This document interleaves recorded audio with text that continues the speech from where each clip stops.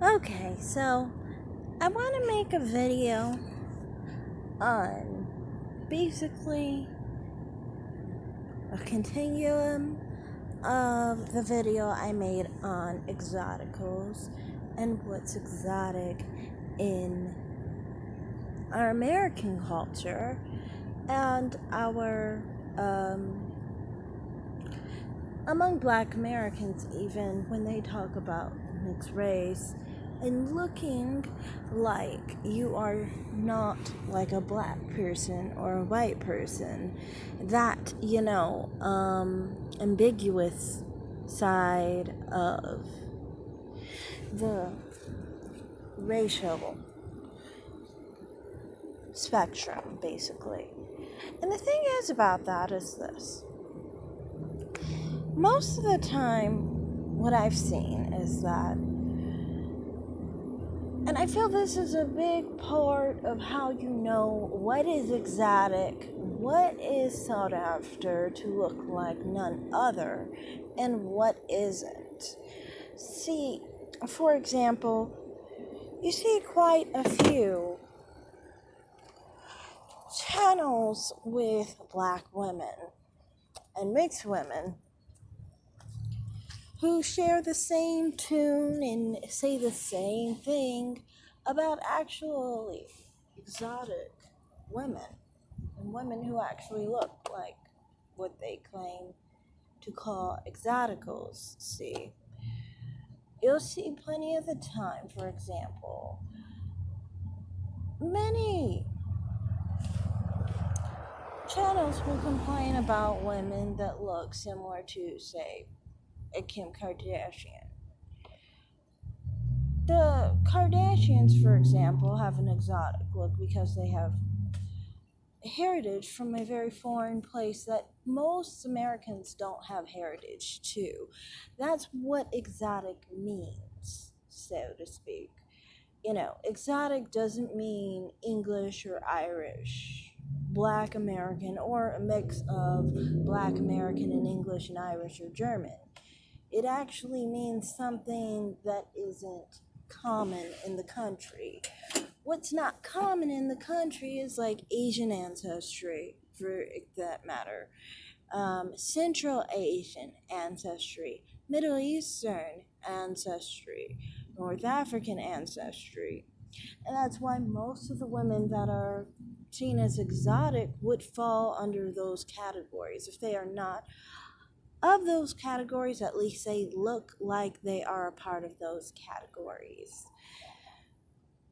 That's why you will notice the jealousy and anger on these type of channels share the same issue. And in real life, I must tell you, yes, the same hate and anger with both groups because they don't feel they fit the idea of real exoticals when you think of not fitting the black race or the white race.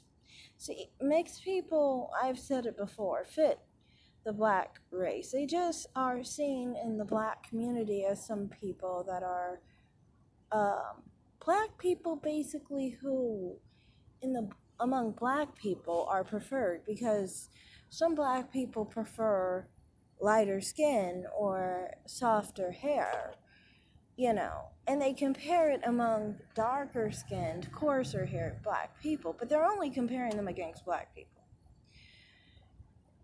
But exotic is not a thing for black Americans or mixed people, in my opinion, on average.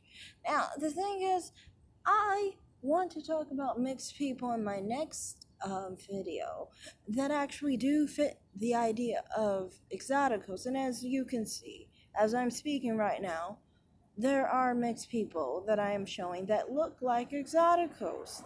A lot of Asians do. Black and Asian is a rarer mix.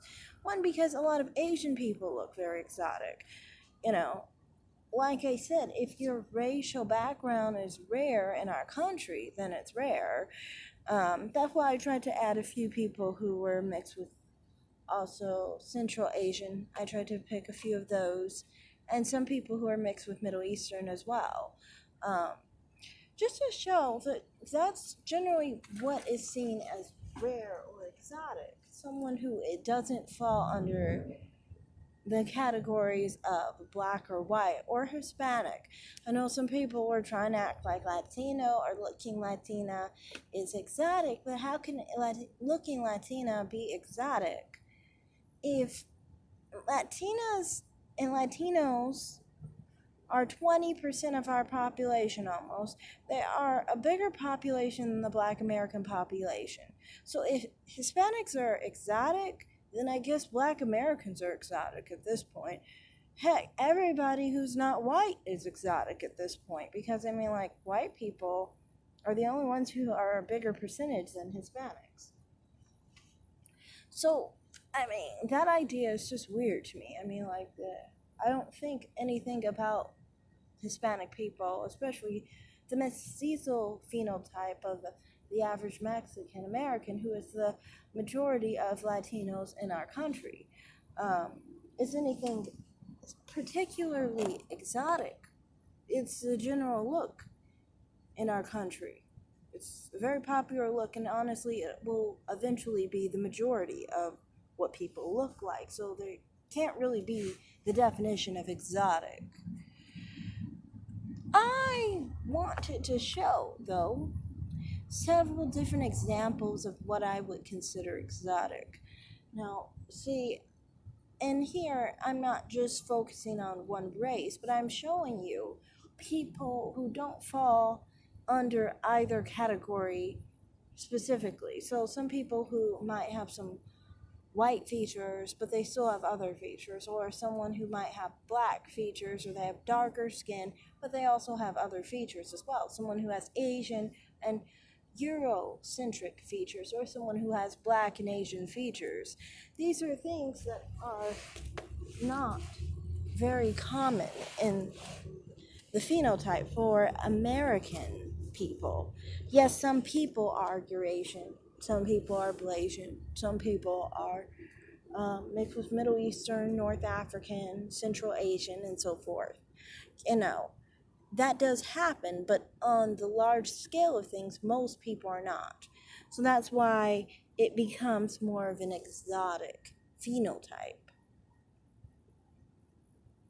And I also included some biracial people and some monoracial people who do not look exotic to show how they look so commonplace and how the non commonplace people, or the more exotic looking people, um, do not, and they would stand apart from those people.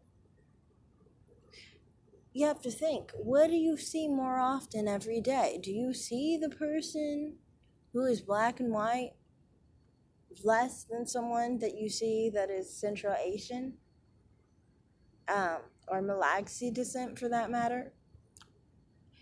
People who are black and Asian are much more rarer that you see than someone who is black and white, for example.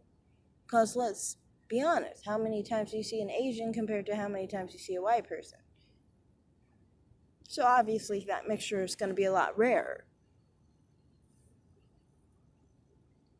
I just basically wanted to show that. And I think that there has been a bit of an idea by some people that when I bring this topic up, that I must be hating on more people who are biracial or people who are mixed with English descent. That's not what I'm doing. If I was, then wouldn't I be hating on black people? Because black people are the ones who are mainly mixed with English. Like, I know people love to ignore that, but black Americans always have English heritage in them. So I'd be literally hating on black people. I might be hating on myself. Some DNA tests say I have English descent, some don't. One thing that's more consistent with me is that I have Scandinavian blood. There might be a reason for that. I mean, like, I always felt like, of Northern European men, I prefer the Scandinavian men. Maybe there's something there. I don't know. Could be a connection. I do know that, like, we have, like, certain ties with the Scandinavian people more than I do with English people, my last name, my mother's last name, and so forth. So, yeah, and I'm Midwestern, so yeah. So I don't know, maybe I'm even trashing myself if that were the case, but I'm obviously not trashing myself. I don't even think negatively of people who have English descent. I may very well have English descent myself. So that's not what I'm doing. What I'm saying is, look at the definition of exotic. The definition of exotic is someone who is of a heritage and of a phenotype that is not commonplace in the area that you're in. Obviously, someone who is mixed with